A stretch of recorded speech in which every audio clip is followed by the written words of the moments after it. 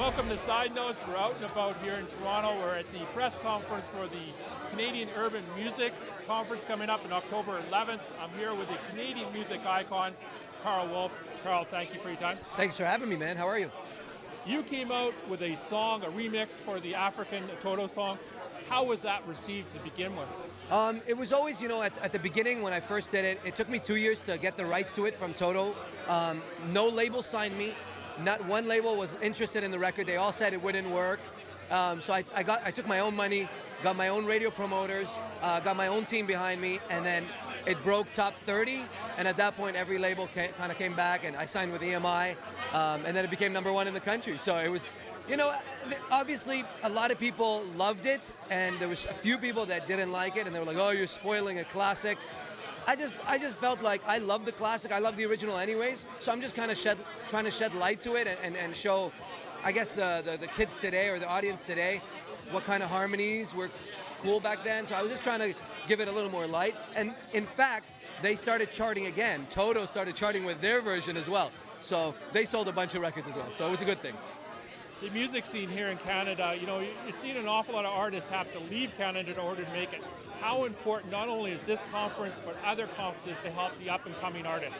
I mean, I know it too well, you know what I mean? I had to go out, I'm from Lebanon originally. I grew up in Dubai. I came to Canada in 1995, became Canadian in 1995 as an immigrant.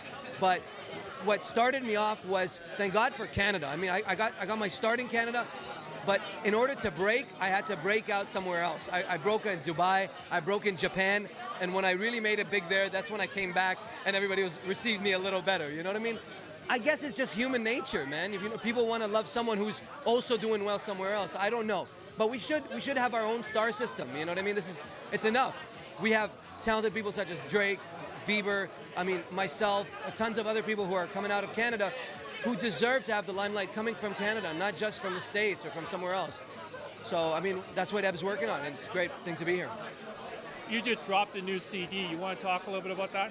Oh, yeah. And my new album is called Stereotype, and it's got like 16 records on it. It's mainly R&B. Look, it's tough to put songs out here, on the Canadian radio. There's not a lot of urban radio stations. So that's kind of a little bit of when I go back to the label, I'm like, listen to this record, and they're like, it's very R&B. And I'm like, but so what? You know what I mean? So what? There should be a market for it, Luckily, we've got 93.5 and stuff. So anyway, check it out. It's called Stereotype. Go get it. It was top 30 first week on iTunes. So we're doing okay. Website real quick. KarlWolf.com. And the last question I want to ask you is, you want to leave some advice for up-and-coming artists, kind of a road that they should follow?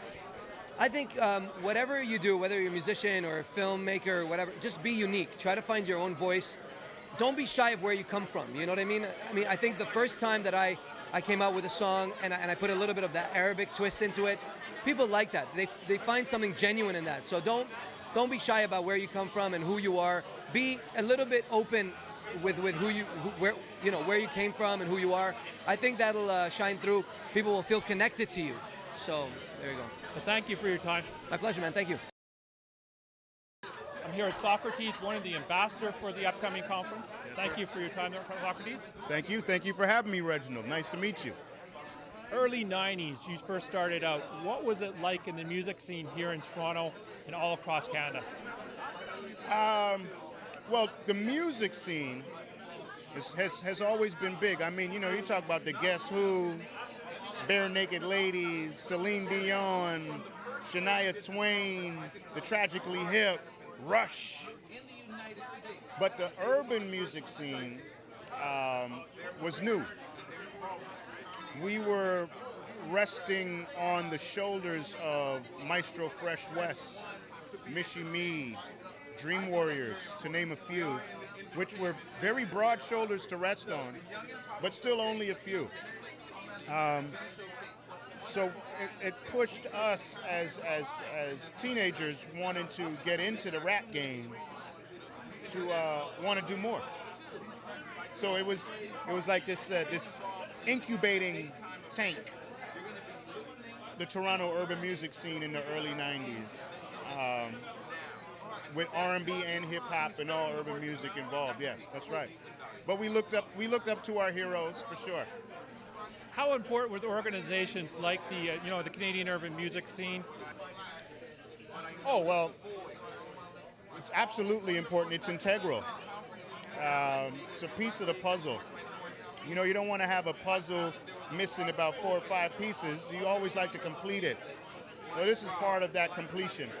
To make sure that the exposure is being put on the talent, not only the talent of young artists coming up or established artists who are keep moving, but also the infrastructure and what's happening at a business level. And as we say it, breaking through the glass ceiling of Toronto. So yes, absolutely important, more than important, integral. What are some of the biggest lessons you learned from, you know, starting out in the 90s to now, some lessons you learned along the road you want to pass on? Well, I guess it kind of goes off of the end of the last question or answer, is to say that glass ceiling always needs to be broken or raised. It's never perfect, so there's always something to strive for. So the difference between then and now is just always been trying to strive to break through that glass ceiling and build some world awareness. I remember Billboard magazine in 1998 or 99 did a piece on Toronto. It was called North Hollywood, when all movies were being shot up here. And they spoke of all the musicians that came out of Toronto, but then you go about 2 pages in to the story and they mentioned Ghetto Concert. They mentioned Cardinal Overshell. They mentioned Saukrates. They mentioned the new up-and-comers and what's happening on a street level. And this was amazing because Billboard had never done a piece on Toronto like that before. This is coming out of Hollywood. So you could see that our work was resonating. And that's kind of what these events show.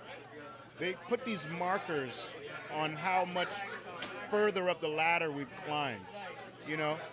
But we still ain't at the top yet. And that's what keeps it interesting, because you got to keep grinding. At least it gives you something to do. You just dropped a new CD. You have it in your hand right there. You want to talk a little bit about it? Yes, I will. The CD is called Amani, and it's the first installment of my new campaign, which is called Season 2. 4 great songs on it. Dropped September 23rd. Digital and hard copies, obviously. You know, I'm old school, so I love to keep a hard copy. If I could have it on cassette, I would. We'll make sure it's available on vinyl for all you real DJs out there. But yeah, it's just, you know, a Season 2, it's just a story of, you know, what continues after Season 1, which I dropped 2012. And I started these season campaigns because I just kind of wanted to show the world that, you know, I'm here to stay. I really enjoy doing this, and there's a lot more to come. So this record represents me at the core. That's my middle name, Amani. Go out and cop it. I'm sure you'll enjoy it. Website real quick. Oh, the website is biggsoxx.com. That's bigsocks.com. Obviously, you can find me on Facebook. You can find me on Twitter. What's interesting is I've been in this game for a while now, about 20 years, and all you got to do is Google me, and that'll be my website. Thank you for your time. Thank you, Reginald. Take care. I'm here with Eb. Thank you so much for your time, Eb. Thanks, Reg. I'm glad you were able to make it down today. You're the founder of all this going on. How important is it for the up-and-coming artists, for institutions like the Canadian Urban Music Conference to happen? You know, Reg, that's what we're all about. Assisting up-and-coming artists, but not only artists, Reg, people that want to be in this industry, because this industry is made up not only by the talent, but by the people behind the talent. And I think focusing on certain genres that maybe marginalized, a little marginalized in Toronto, in the Canadian system, is very important to help flourish that industry, because as you can see, we've got the talent. You can look at the Saukrates, the Drakes, the Karl Wolfs of Canada, but we've got to give them the infrastructure to propel them to that world stage. What's the upcoming conference happening on October 11th? What are some of the acts that are going to be there? I know that Saukrates is the ambassador. He was here today. You had Karl Wolf here. Who are some other acts? We've got Saukrates, again, one of our ambassadors, J.D. Era, who has definitely made a name for himself in urban music in Canada. He's also one of our ambassadors this year. They're anchoring the show, the Young and Popping show that we're having in the evening. But before them, we've got 10 up-and-coming artists that have taken us a year to identify, many of which are here today. We've got a nice young man by the name of 11.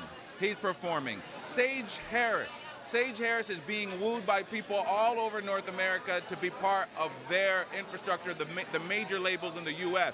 He will be performing. And 8 others. I could go on and on, Reg, but believe me, this is going to be something to see. One thing that really stops an awful lot of artists here in Canada is the lack of funding. You were talking as you're doing the introduction about there's an institution now being formed here in Canada that's helping provide funding. You want to talk briefly about that? We in Canada have a wonderful grant system, but sometimes you need a little bit more money to get to the end of the road. And I'm glad to say that Benjamin Verde, a new company that is providing private equity funding, investment money into not only superstars, but into the young ground level acts that are just applying. All you have to do is apply. They're our major sponsor for this year's conference. And Charles Murray, who is the principal of that, has graced us with his attendance today at today's press conference. What is one message you want to leave to up-and-coming artists, even established artists here in Canada, in reference to what you want to create, like a platform for people to be heard? Well, that we, as a community, have to come together. In order to have an industry, you must have a community. In order to have a community, you must have communication. That starts with one person meeting another. And that's what the backdrop is for us at the Canadian Urban Music Conference, providing a method or a mode or just an instance where we can all come together, meet each other in order to create that infrastructure. Thank you so much for your time, Eb. Thank you, Reg. I appreciate it.